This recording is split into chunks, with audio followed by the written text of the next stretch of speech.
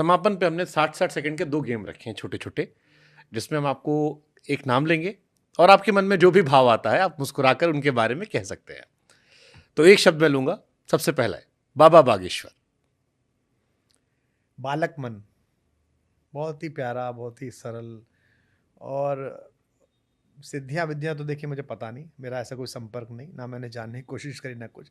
But Bhagwati अगर करोड़ों करोड़ों लोग में, बुंदेलखंड के एक छोटे से गांव में एक सामान्य से परिवार के एक लड़के को इतनी लोक मान्यता, लोकप्रियता और लोगों के जीवन में सचमुच आनंद भाव पैदा करने की क्षमता दे रही है, तो ईश्वर को स्वीकार करिए।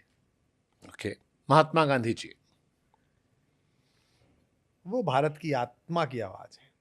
भारतीय आत्मा ऐसी होनी चाहिए जैसे बापू थे। अब दुर्भाग्य यह है, अभी मैं शेख मुजीबुर रहमान की मूर्ति टूटते हुए देख रहा था, तो वो जो हिंसक भीड़ थी जो तोड़ रही थी, उस हिंसक भीड़ के पूर्वजों ने अत्याचार सहे हैं उनके, जो उनसे तोड़वा रही है। मैंने वीके सिंह सर का इंटरव्यू किया था और उन्होंने बताया कि तकरीब जब वो गए थे बांग्लादेश के अंदर, तो हर आर्मी के कैंप में महिलाओं को रखा गया था नस्ल बदलने के लिए, केवल बच्चा पैदा करने के लिए। ठीक है, तो आप देखिए कि जिन्होंने, जिनके माँ बापों ने, जिनके पूर्वजों ने उस शेख मुजीबुर रहमान की ताकत के सहारे जिंदगी का उजाला देखा था, गुलामी से बाहर आए थे, आज उनका ब्रेन वॉश ऐसा कर दिया गया है कि वो तोड़ दिए गए। मेरी आपकी जिम्मेदारी है कि हम भारत में अगर ऐसी कोई सोच रख रहा हो कि एक दिन गांधी के पुतले ऐसे तोड़ेंगे हम, तो उसके खिलाफ हम अपना अस्तित्व लड़ा के खड़े हो जाए कि जब तक हम जिंदा हैं, जब तक हमारा शरीर है, तुम ऐसा नहीं कर सकते। नोबेल पुरस्कार मिला है यूनुस साहब को, सफेद बाल हैं उनके, मुंह में दही जम गई उनके, एक बार नहीं निकला उनके मुंह से कि क्या बदतमीजी कर रहे हो। अरे उनकी लड़की तानाशाह है, उनकी लड़की ने खराब शासन चलाया, उनकी से लड़की ने सुप्रीम कोर्ट खरीद लिया, जो भी तुम्हारा आरोप है, हो सकता है हो, चलाओ उसके खिलाफ मुकदमा, हरा दो उसे चुनाव। भाग गई वो तो, देश छोड़ के आ गई क्योंकि तुमने कह दिया चले जाओ, अब जिसके सहारे देना है दे लो उसको देश। पर ये क्या बदतमीजी कर रहे हो भाई आप एशिया का रोरिंग टाइगर थे, टका रुपए से ज्यादा मजबूत हो गया। हम ये शर्ट खरीदते हैं, पहन रखी है मैंने, बांग्लादेश की खरीदी हुई, बांग्लादेश से नहीं ली मैंने, लंदन से ली है। लंदन में ज़ारा के हॉल में गया था, बिक रही थी, ले ली, पहन ली, अच्छी लग गई, अंदर लिखा हुआ मेड इन बांग्लादेश, खुश हुआ, मेरे भाई की है, कोई बात नहीं मुझसे लगे, पर मेरे चाचा के लड़के की है, ऐसे तो लगेगा ना आपको। खुश हुआ।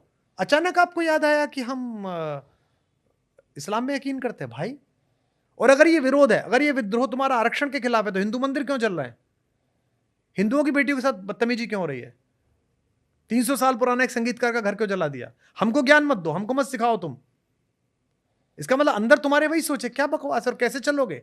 चलो अच्छा, तुम्हारी जहालत मुबारक, इधर एक जाहिल है तो उधर भी जाहिल से, कोई दिक्कत नहीं। हम तो सत्य की दीप शिखाएं हैं, हम तो हजारों तूफानों में जिंदा रही हैं, तुम तो जरा से हो। अब तो यूनाइटेड नेशंस भी है, अब तो नाभिकीय ऊर्जा भी है, तब तो खड़ग लेके आता था वो और हमारे सामने ही करता था, लूटता था, सोमनाथ लूट के ले गया, राम मंदिर लूट के ले गया, और वो जाहिल आया था रेगिस्तान से राम मंदिर लूटने के लिए, सोमनाथ लूटने के लिए, कि यहां का हीरा ले जाऊंगा, मेरी प्रगति हो जाएगी। है उस राम के माथे पर आज भी 400 करोड़ का हीरा लगा हुआ है, और तू आज भी रेगिस्तान में कटोरा लेके घूम रहा है, गधे की पीठ पे घूम रहा है। किसी को लूटने से कोई अमीर नहीं बनता। क्या राम से सीखा होता, क्या सोमनाथ से सीखा होता, यहाँ आके थोड़ा वेदांग जानता, यहाँ आके थोड़ा ज्योतिष जानता, फलित जानता, यहाँ आके थोड़ा वैशेषिक दर्शन पढ़ता, तो तू भी प्रगति के पथ पे होता। तेरी भी श्री हरिकोटा से सुबह दोपहर शाम मिसाइल उड़ रही होती, तेरा भी सत्यम बैठा होता गूगल में, तेरा भी शिवम बैठा होता किसी बड़ी कंपनी में, लेकिन तूने ऐसा किया ही नहीं। तो ये अपने पतन के रास्ते पर हैं। मुझे दुख होता है यूनुस खान साहब जैसे लोगों पर। शायद इसीलिए वो बनाए गए, उन्हें शायद अपनी कुर्सी से मोह हो गया होगा। कुर्सी में भी ताकत होती है ना सर। क्या ताकत होती है। मैं तो आज कॉल करने वाला हूँ कैलाश जी को, बड़े भाई साहब हमारे कैलाश सत्यार्थी जी, नोबेल वाले एक दूसरे से परिचित होते हैं, कि वो उनको कॉल करें। बल्कि मैं तो उनसे कहूँगा वो जाएं वहाँ, कोई तो खड़ा हो। नोआ खाली में वो खड़ा हो गया 40 किलो का बूढ़ा, जो भी हो रहा था, दोनों पक्षों ने अपने हथियार फेंक दिए। देश में एक आवाज नहीं है, बांग्लादेश में। और मैं तो भारत से भी बड़ा चिंतित हूं कि भारत ने जिस तरह से विरोध करना चाहिए था उस तरह का विरोध नहीं करा। ये कोई सन 64 का भारत नहीं है, ये कोई सन 60 का भारत नहीं है, ये 2025 का भारत है। विश्व की औकात नहीं है हमें आग दिखाने की। मार्केट हमारे ऊपर है, 150 करोड़ लोग हैं, जिसका एप्पल फोन फेंक देंगे कल दुकान बंद हो जाएगी जिसकी। तो हमें अपनी बात कहनी चाहिए वहां। अगर एक समाज इतना बड़ा वहां पर है जिसकी जड़ें भारत में भी हैं, अगर उसके साथ कुछ गलत हो रहा है तो आग दिखानी चाहिए। ये किस दिन के लिए पाल कर रख रखे हैं ये राफेल? इनमें क्या है? इन बच्चों से खिलाओगे इन्हें उड़ा के? क्या वो चड्डी घुमा के लाता हूँ आसमान में? ये इसी दिन के लिए है कि बताओ तमीज में रहो, पड़ोस में रहना तमीज में रहो। पहले भी तो ऐसे ही किया था। क्या किया था मैडम गांधी ने?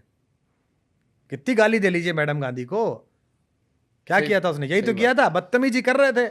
उसने कहा बदतमीजी नहीं करने दूंगी।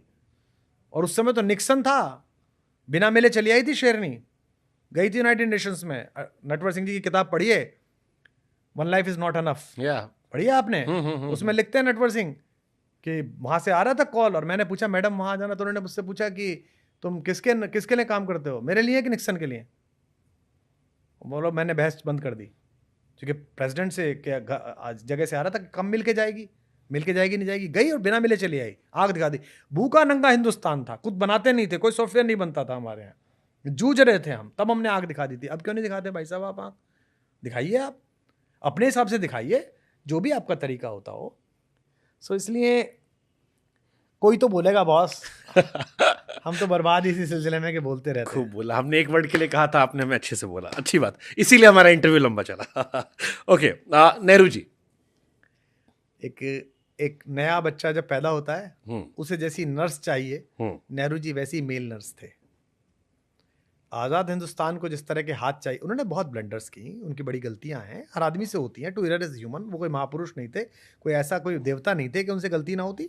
घर के बुजुर्ग थे, गलती हो गई, हमारे पिताजी ने भी करी है। गांव में जमीन थी, दे दी रिश्तेदारी में किसी को, मेरी माँ कहती रहेगी क्यों बेच दी। 18 बीघे जमीन थी, मैं छोटा सा था, मेरी माँ रोने लगी। मैंने कहा क्या हो गया? बोले तेरे पिताजी ने। मैंने चिंता मत कर, मुझे इतना ही मैथमेटिक्स आता था, मैंने 36 बीघे खरीदूंगा। खरीदी मैंने केवी कुटीर में। मैंने कहा हाँ रहे, अब जब बड़ा हो गया तब खरीदी। मैंने गाली देनी थोड़ी शुरू कर दी अपने पिताजी को कि तुमने 18 बीघे बेच दी, मेरी माँ रुला दी, मेरी माँ रुला दी। मेरे पिताजी वहां जाते, मैं लोग तो पिताजी माताजी के पुण्य कर्मों के कारण ये पृथ्वी का हिस्सा सेवा करने के लिए मिला है। तो इस आजाद भारत के नवजात शिशु को जिस समरसता, जिस सहकार, जिस वैज्ञानिक दृष्टि, जिस प्रगतिशील सोच वाले 2 हाथों की आवश्यकता थी, जो ठीक से गर्भनाल काटें अंग्रेजों वाली, जो ठीक से ड्रेसिंग करें, ठीक से दुग्धपान की व्यवस्था करें, नेहरू जी ऐसी मेल नर्स थे। 2-4 गलतियां नर्स से भी हो जाती हैं, थोड़ा बच्चा रोता रह गया, इस वाले कान में से साफ नहीं करा, हो जाती हैं। अब उसके लिए नर्स को कोई फांसी थोड़ी चढ़ाओगे। अभी गाली देते हैं लोग बाग, चलो भारत है, लोकतांत्रिक है, पर मेरे मन में तो उनके प्रति बहुत आदर है। सावरकर की अपनी दृष्टि थी आज़ादी की लड़ाई के लिए, और सावरकर ने जितना संघर्ष किया, अब देखिए इस इंटरव्यू के बाद क्या होगा। ये आदमी बड़ा खतरनाक है, ये गांधी की तारीफ करता है, सावरकर की तारीफ करता है। अबे तुम मूर्ख हो, मैं खतरनाक नहीं हूं। तुम्हें या तो सावरकर चाहिए या गांधी चाहिए, और मुझको इस देश की आज़ादी के लिए दोनों चाहिए थे। मुझको सुभाष भी चाहिए, मुझे चापेकर बंधु भी चाहिए, मुझे खुदीराम बोस भी चाहिए, मुझे सचिंद्रनाथ सन्याल भी चाहिए, मुझे मनमथनाथ गुप्त भी चाहिए, मुझे दुर्गा भाभी, मुझे तो सब चाहिए। सबके सामूहिक आंदोलन से ही इस देश की प्राण चेतना आज़ाद हो पाई, जो 15 अगस्त मना रहे हैं हम लोग। सावरकर ने उस समय जो निर्णय लिया, उसकी तात्कालिक परिस्थितियां कैसी थीं, उन्हें कैसे 2-2 बार काला पानी की सजा हुई। एक बार अंडमान जाइए, उस सेल का स्पंदन अनुभव कीजिए, जहां एक भाई बंद है और 9 साल बाद अचानक पीछे एक लड़के को देखता है तो पहचाना हुआ है। फिर कहता है छोटे तू यहाँ कैसे? बोले भैया मैं भी 9 साल से यही हूँ। ऐसा परिवार देखा है आपने? हो सकता था। और अब ज्ञान लेके, वो कागज लेके कि साहब ये कह दिया था, वो कह दिया था। ये मूर्खतापूर्ण बात है। चले, नरेंद्र मोदी जी। नरेंद्र मोदी भारत में इतने सारे लोगों के प्रिय हैं, और भारत के प्रधानमंत्री हैं, भारत के कार्यकारी अध्यक्ष हैं, और वो बहुत सारी चीज़ों में बहुत अद्भुत हैं। बहुत सारी चीज़ों उनमें भी कमी है निश्चित रूप से, जिनके ऊपर चर्चा होती है। इतिहास उनका आकलन करेगा, अभी तो कर नहीं सकता क्योंकि अभी तो प्रधानमंत्री हैं। पद पर रहते हुए किसी का आकलन नहीं होता, पद पर जाने के बाद आकलन होता है। नेहरू जी का भी पद पर रहते हुए नहीं हुआ था, नेहरू जी का जाने के बाद हुआ। अटल जी का पद पर जाने के बाद हुआ।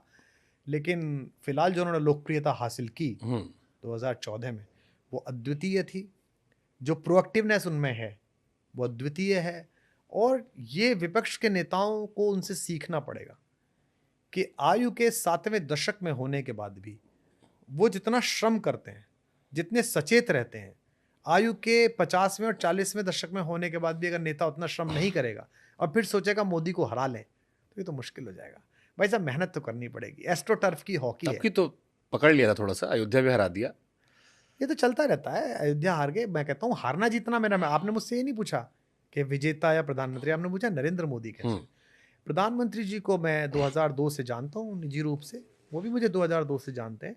तो मैंने उनका संघर्ष देखा है, मैंने उनकी एक दृष्टि देखी है कि मुझे यहाँ पहुँचना है। वो बड़े श्रमशील व्यक्ति हैं, बड़े प्रोएक्टिव हैं, उनकी बड़ी नज़र है चीज़ों पर और बड़े क्विक लर्नर हैं। बहुत सारे लोग ये कहते हैं कि वो अहंकार है उनमें।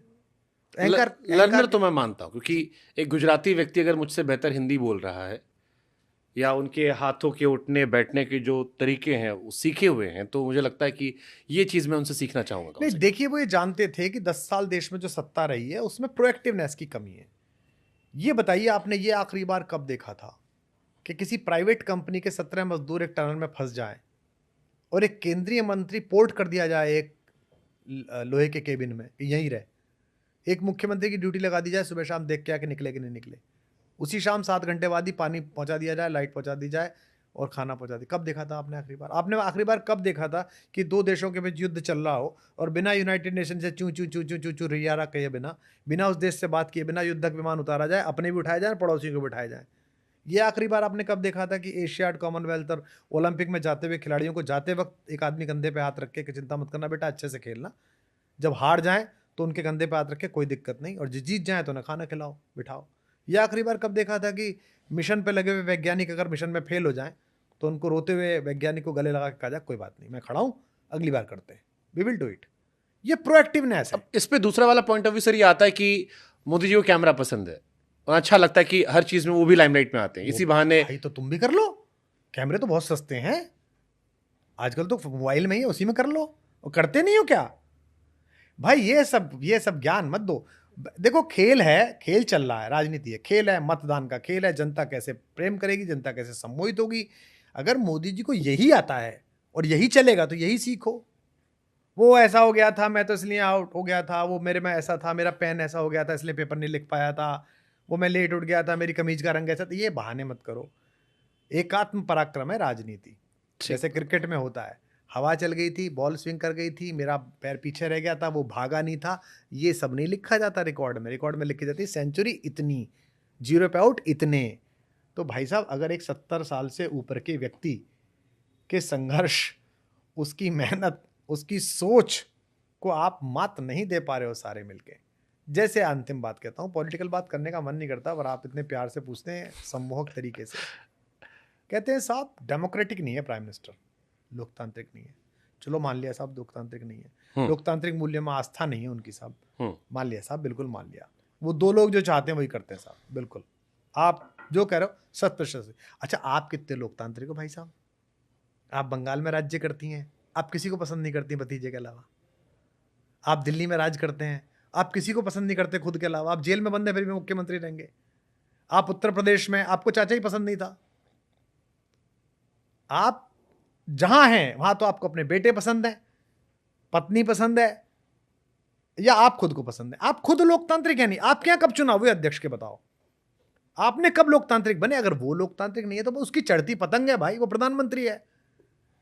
तुम जब हो जाते हो तब तो, और जो कह रहे हैं, भगवान न करे कभी देना, इनमें 2-4 को तो मैं निजी रूप से जानता हूं, ईश्वर न करे किसी बड़े पद पे पहुंच गए तो लोग बाग नरेंद्र मोदी को मसीहा मानेंगे कि वह बड़ा भला आदमी था भाई, माफी मांग लेता था, किसान आंदोलन वापस ले लेता था।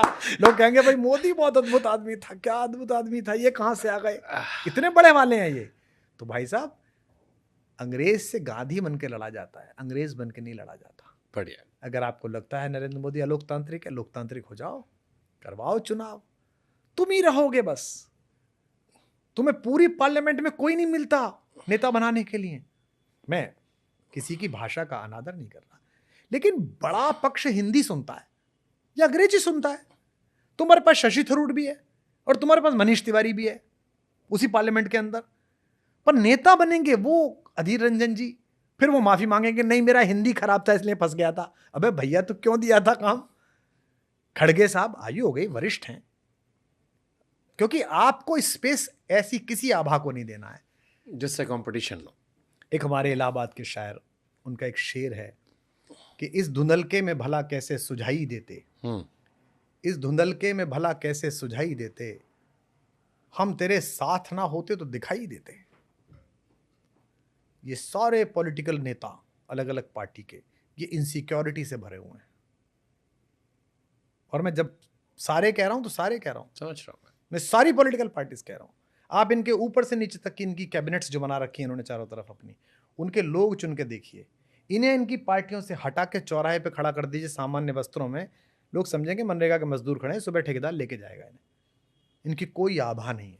ये 5 आदमी इकट्ठे नहीं कर सकते, 5 आदमी की बात नहीं बदल सकते, अपनी बात रख नहीं सकते, और जैसे ही कोई ऐसा आदमी ने दिखाई देता है बोले बस ये खराब है, ऐसे हटाओ जी, ये नहीं होना चाहिए। हमारे यहाँ वाला भी ये प्रॉब्लम था उसे। अब अगला शिकार कौन है? अगला शिकार वो बालक है जो खुद नहीं पैदा करा, इसकी कुछ औकात भी नहीं है, पर वो थोड़ा लोकप्रिय हो गया है, हीरोइन से ब्याह कर लिया है, रील दिखने लगी। ये नहीं दिखना चाहिए, दिखेगा नहीं, दिख भी नहीं रहा वो। मैंने जब हुआ था मैंने तभी कह दिया, मैंने ये गया इसको नहीं छोड़ेगा। उनकी शादी पे हमको भी बहुत बधाई आई नहीं, मैंने कहा इसको छोड़ेगा नहीं इसको आप निश्चित रूप से, क्योंकि आप इतने ज्यादा डरे हुए हैं भाई कि आपको आभा बर्दाश्त ही नहीं है किसी की भी। हमने जब कवि सम्मेलन में कविता पढ़ी, लोकप्रिय हुए, तो 32 कवियों ने हमारे खिलाफ फतवा दिया कि ये पढ़ेगा तो हम नहीं आएंगे। हमसे लोग पूछते थे आपका ऐसा किसी, मैंने कहा नहीं, किसी को पिलाओ, किसी को ले आओ, जिसकी मैया ने दूध पिलाया उसको लाओ, लाओ 1 लाख आदमी कोटा में, लाओ निम्बाहेड़ा में 1 आदमी, तू भी खड़ा अभी हम भी खड़े, तू जमा हम जमा, तू कितनी देर तक पढ़ता हम कितनी देर तक पढ़ते हैं। यही तो संघर्ष है। योग्य जन जीता है, पश्चिम की उक्ति नहीं, गीता है, गीता है, गीता ये तो कहती है सर्वाइवल ऑफ द फिटेस्ट, जो बाद में डार्विन हमारी बात गाने लगा।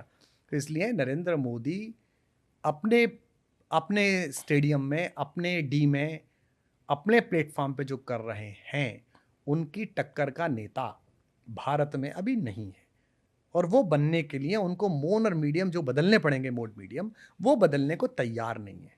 वो चाहते हैं उन्हीं के हथियार लेके उन्हें हरा दें। अरे भाई साहब, उन हथियारों पर उनका नियंत्रण है, उन्होंने डिस्कवर भी खुद ही किए हैं, पहनाए भी खुद ही हैं, उन्हें पता है किधर से क्या काट चलती है। तुम करो, हमारा वाला चला नहीं। पहले लड़ाई का मैदान बदलो भाई साहब। ठीक। कुमार विश्वास किस इंटरव्यू में मुझे सहवाग और सचिन जैसी आक्रामकता नजर आई। पूरे इंटरव्यू में आप अपनी बातों से, क्योंकि आपके पास शब्दों का चयन बड़ा अच्छा है, आप डोमिनेट भी करते नजर आए। मेरी गजल का एक शेर है, वैसे तो एक उसमें अलग अलग शेर है, लेकिन उसमें शेर यह है कि वो शख्स काम का है, वो शख्स काम का है, 2 ऐप भी हैं उसमें।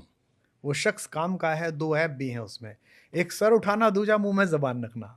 शाबाश। तो हम में 98 गुण है 100 में से, 2 अवगुण है कि एक तो हम सर उठाते हैं और एक मुंह में जबान रखते हैं, और ये 2 अवगुण जहां जहां चलेंगे वहां वहां हमारी स्वीकार्यता नहीं होगी, और जहां जहां इन अवगुणों को गुण माना जाएगा वहां वहां हमारी स्वीकार्यता होगी।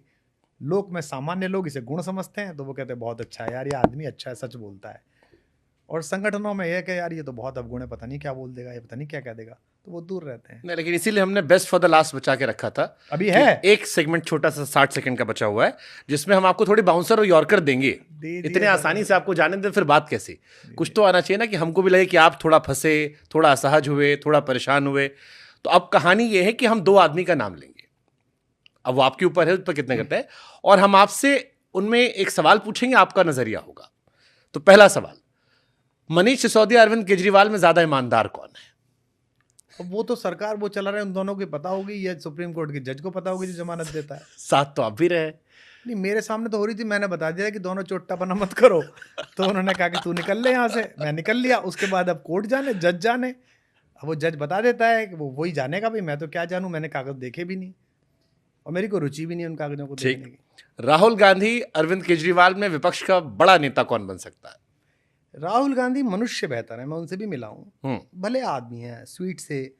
मैंने तो उनके बारे में काफ़ी खराब बातें भी बोली थी हीट ऑफ द मोमेंट में, जब हम चुनाव लड़े, लेकिन उसके बाद उनका जो व्यवहार रहा मेरे से, बातचीत का, सुनने समझने का, कभी मिल गए सार्वजनिक समारोह में, जहाज फहाज में कभी मिल गए, जिस गर्मजोशी से वो मिले और जैसा उनके रिफ्लेक्सेस दिखते हैं, उससे लगता है उनके अंदर ह्यूमन क्वेश्चन ज़्यादा है, और राजनीति हो, परिवार हो, वो मनुष्यता से ही चलते हैं, धूर्तता से नहीं चलते। तो एक नाम कौन सा लेंगे विपक्ष जो मोदी जी को टक्कर दे सकता है? वो जनता तय करेगी इन दोनों, मुझे क्या पता भाई। मैं एक वोट देने वाला हूँ, मैं अपनी वोट दे आऊंगा जिसको देनी होगी। एक फिल्म आने वाली है फ्रीडम एट मिडनाइट, एक बड़ा अच्छा सीन दिखाया गया उसमें जो हमने पढ़ा भी था कि 45 में सरदार पटेल पहले प्रधानमंत्री बन सकते थे, गांधी जी ने नेहरू जी को चुना। आज के दौर में अगर आप देखें बड़ी चर्चा चलती है पटेल नेहरू, पटेल कश्मीर वाले उस पे इशू पर, बस इशू पे, पटेल नेहरू में आप ज़्यादा किससे क्लोज पाते हैं अपने? देखिए, पहली बात तो क्या है कि सरदार पटेल बहुत अद्वितीय नेता हैं, बहुत अद्वितीय नेता। उनकी जो दृढ़ता है उसके कारण ही भारत के शरीर का निर्माण हुआ है। ये भारत माता का आंचल और फटा हुआ हो सकता था अगर पटेल ना होते तो। उन्होंने जो दृढ़ता दिखाई, जो पैर आगे रखा, चाहे जूनागढ़ रियासत हो, चाहे हैदराबाद हो, चाहे बाकी विलय हो, वो उनकी दूरदर्शिता, बुद्धिमत्ता, भोपाल। भारत का जो गृह कानून है, जो गृह मंत्रालय इतनी स्मूथनेस के साथ चलता है, उसके पीछे पटेल जी की प्रतिभा लगी हुई है।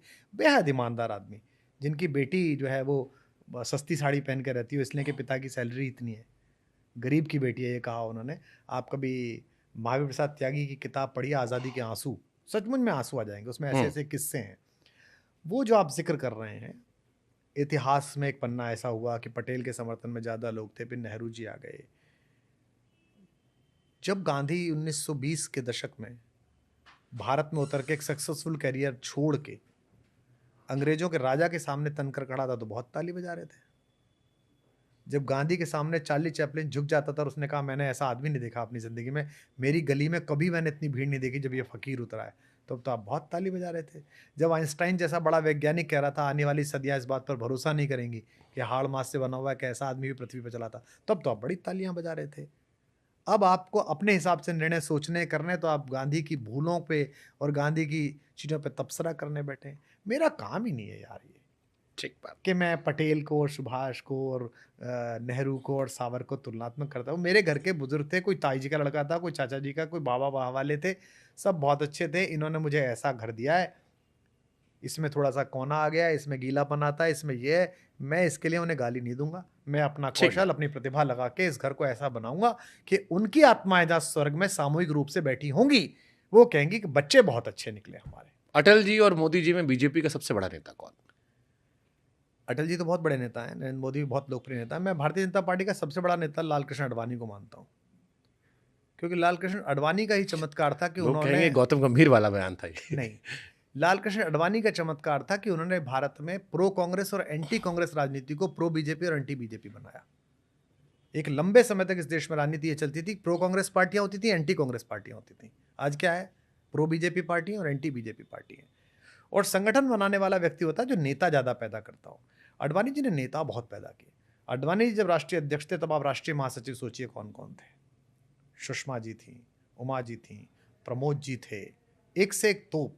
आडवाणी जी के समय में जो राज्यों में मुख्यमंत्री बने वो कितने लोकप्रिय नेता आगे चल के बने। तो संगठन जो बनाता है नेता के रूप में, पूछा आपने, शासक नहीं पूछा मुझसे।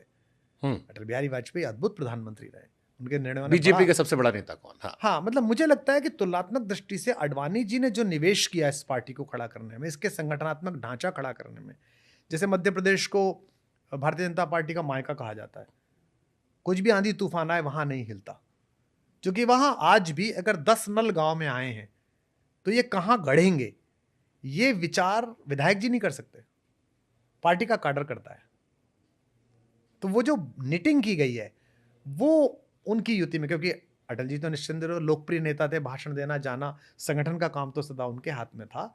तो ये दोनों भी बहुत पावरफुल, बड़े लोकप्रिय, बड़े लोकख्यात। अटल जी की तो क्या ख्याति है, मतलब अभी तक भी उनका शरीर नहीं रहा लेकिन उनका यश आज तक है। और नरेंद्र मोदी की लोकप्रियता तो असंदिग्ध है ही, लेकिन मैं मानता हूँ कि संगठनकर्ता के रूप में, एक पार्टी के नेता के रूप में आडवाणी जी ने जो काम किया वो इस पार्टी में मील का पत्थर है, जो शायद अब दोबारा करने की आवश्यकता है। जब पार्टी इतना विस्तार पा गई है, जैसे गंगा चलती है तो उसमें बीच बीच में नदियाँ अलग अलग जगह से मिलती हैं, लेकिन वो अंत में एक गंगा बन जाती है। तो इसके एक रूप करने के लिए वो जो पार्टी की रीति नीति और कार्य संस्कृति है उसको सिखाने के लिए और उसमें घुलने मिलने के लिए जो बाहर से लोग आ रहे हैं, लगातार लोग आ रहे हैं, उसके लिए मुझे लगता है कि एक फिर ऐसे लीडर की आवश्यकता है, ऐसे कुछ लोगों की आवश्यकता है जो उसे बनाए।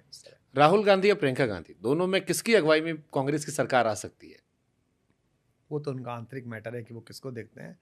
प्रियंका जी के पास अपनी दादी की छवि की लोकप्रियता भी है और वो जानती भी हैं कि बोला कैसे जाता है। राहुल भी जिस तरह से ग्रो कर रहे हैं, जिस आपको तरह लगता है से राहुल जी डिफीट कर पाएंगे आने वाले टाइम में? नहीं, राजनीति में तो कुछ भी हो सकता है, लेकिन हम जब 14 में चुनाव लड़े थे तो हमारा कहना क्या था उनसे?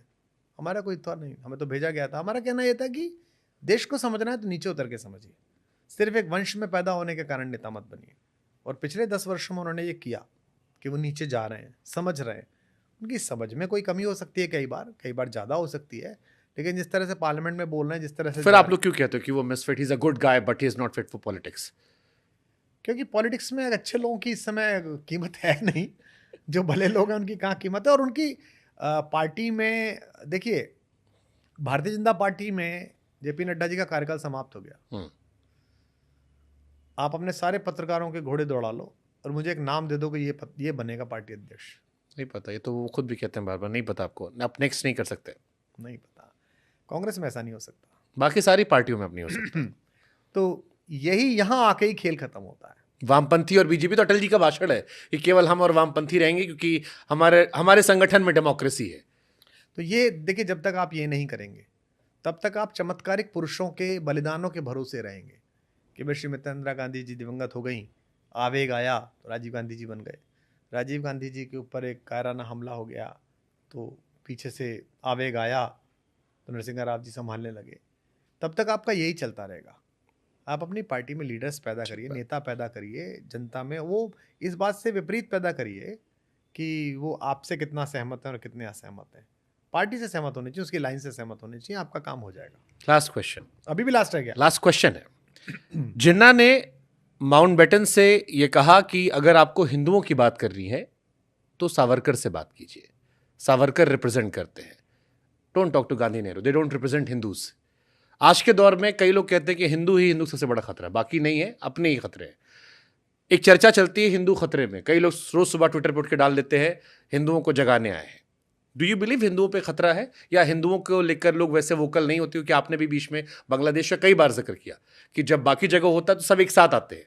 इंडिया में भी आपने देखा होगा, एक बॉक्सर भी थी, मुस्लिम थी, महिला पुरुष होने पर विवाद था, कम्युनिटी ने सपोर्ट किया।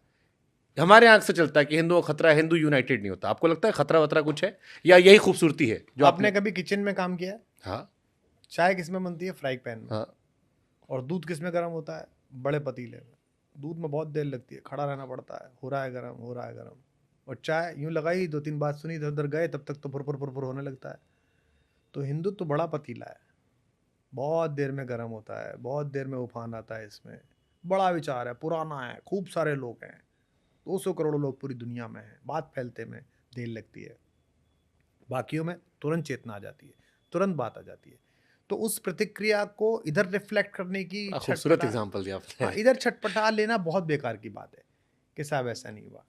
और दूसरा, आत्म परिशोधन से ही होगा। मैं ये नहीं कह रहा कि हिंदू वहां मारे जा रहे हैं भाई। हमने तो यहां पर भी बोला ना कि अगर आपने चूड़ी पहनाते हुए 4 लड़कों को सड़क पे थपड़िया दिया 20 लड़कों ने मिलकर, तो हमने तो उसके खिलाफ भी बोला। आपने एक साइकिल चोर को मारते समय जय श्री राम के नारे लगाए, तो सबसे पहले हमने बोला ना उसके खिलाफ। खूब गालियां पड़ी हमें।